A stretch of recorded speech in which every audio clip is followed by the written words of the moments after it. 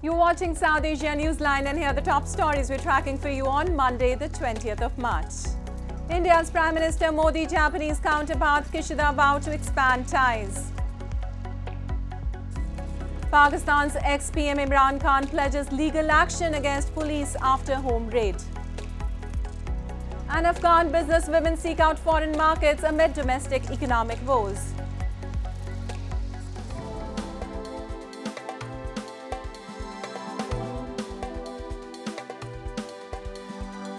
And now for all the details. Indian Prime Minister Narendra Modi and his Japanese counterpart Fumio Kishida on Monday held extensive talks in New Delhi and vowed to expand the India-Japan global strategic partnership, stressing that it is important for a peaceful, stable and prosperous Indo-Pacific.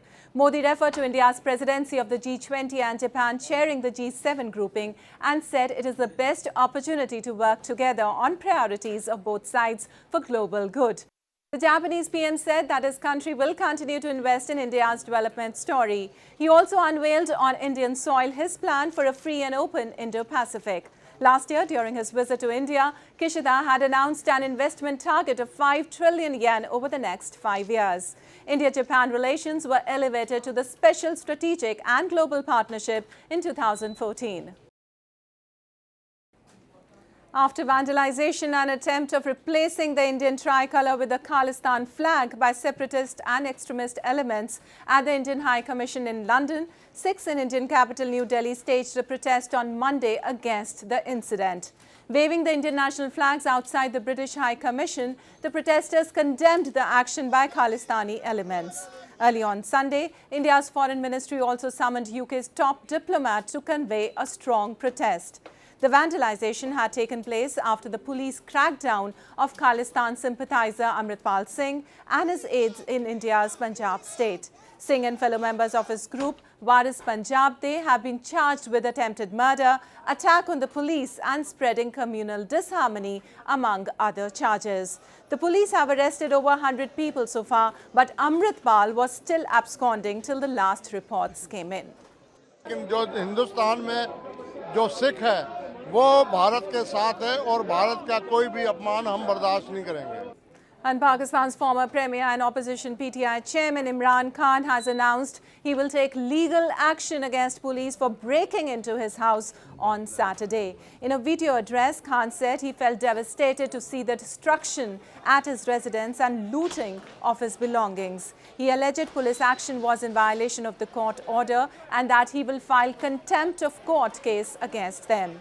The police had entered Khan's property and clashed with supporters after Khan arrived in Islamabad for the court appearance to address charges of unlawfully selling state gifts. Khan accused the government planned to kill him or eliminate him from the political scene. He said if it happens, things may go out of hand and people of Pakistan will forget Sri Lanka's default crisis and may witness the Iran-like revolution. The PTI chief announced he will also hold a public rally on Wednesday. अब हम बुध को कर रहे हैं मीनारे पाकिस्तान और मैं चाहूंगा कि सारा पाकिस्तान देखे रेफरेंडम होगा वो कि कौम खड़ी किधर है. And as work options for women have shrunk in Afghanistan under the Taliban rule, dozens of Afghan businesswomen took part in an exhibition to promote carpets, jewellery, dried fruits and other handmade goods as part of a push to access international markets. They said they would not give up.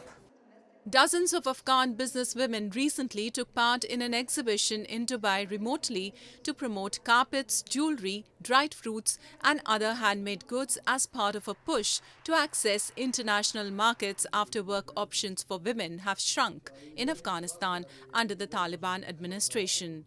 Due to visa and travel restrictions, most business owners joined the 3-day expo virtually from Kabul, where they said some restrictions on women in public life, as well as the country's struggling economy, were hampering their businesses.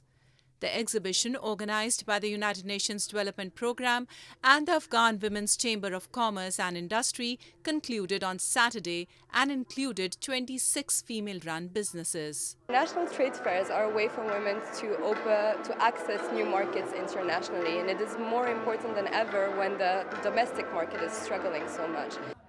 The International Labour Organization recently estimated that 25% of women's jobs had disappeared since the Taliban took power in 2021. Many women, they noted, had turned to home-based businesses, which had stopped the female employment figures falling further.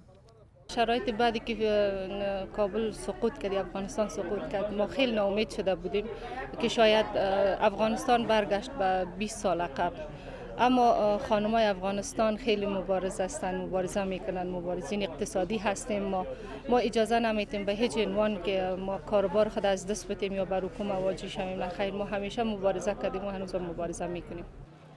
Afghanistan's economy has been severely hampered amid foreign sanctions. The Taliban administration has banned many female NGO workers, and some Taliban-run ministries do not allow female staff to work in their offices. The businesswomen, however, said they would not give up. Members of the Gilgit Baltistan Assembly recently staged a protest against the government for not convening assembly sessions since last October, while it plans to introduce land reforms in the occupied region. A report. Members of different political parties held a protest recently outside the Gilgit Baltistan Assembly building for not convening a session since the last 6 months, terming the move against the spirit of democracy. Member of the Assembly, PPP leader Shehzad Agha said they want to debate important issues, including wheat crisis and the proposed Land Reforms Act. But the PTI government in the region has refused to do so. He said massive protest will be held if authorities bring out any legislation without a debate. Gilgit Baltistan के इन वासियों से बचे खुचे अगर जो ज़मीन हमारे पास बचता है उनको हथियाने की कोशिश की गई, हम भरपूर मुज़ाहिमत करेंगे. Locals and activists have opposed the proposed land reforms, fearing it is another attempt orchestrated by Islamabad to change the demography of the occupied territory. They accuse Pakistan, which rules the region through a proxy, does not grant the locals any political rights but exploits the region and its resources. Sahaya Prasad Yadav was sworn in as the third Vice President of Nepal on Monday in a special ceremony at the office of the President in Kathmandu. Newly elected President Ramchandra Paudel administered the oath of office and secrecy to Yadav. A minister in the former PM Deoba's government, Yadav was elected to the post of Vice President on March 17th after he secured a comfortable majority over his main contender, Ashtalakshmi Shakya of CPN-UML. He's the first to assume the office from Madhesh region, which borders India. He started his political journey in 1990 with Nepal's Sadbhavna Party and had an active role in the first Madhesh movement. He held the portfolio of Forest and Environment Ministry in the previous government. And India's first fully automated biryani dispensing kiosk in southern Chennai city is bringing gastronomical delight to food lovers by delivering hot meals through an entirely manless system. Inspired by Japan's self-serving kiosks, the kiosk installed by a startup company by Vitu Kalyanam has machines where customers can choose from an extensive menu and get the biryani within 3 to 5 minutes. The kiosk offers biryani ranging from nearly $2 to $24. India's #1 self-service and all.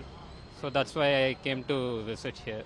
I ordered a chicken biryani and the experience is too good and the biryani is too hot. The kiosk is functional till 3 a.m. to cater to the midnight cravings of the customers. Though several Indian shops and marketplaces have automated vending machines, which usually have canned or packed food, this is the first attempt in the country to serve fresh food using a manless dispensing system. Well, that's all in tonight's edition. We'll see you same time tomorrow. Good night.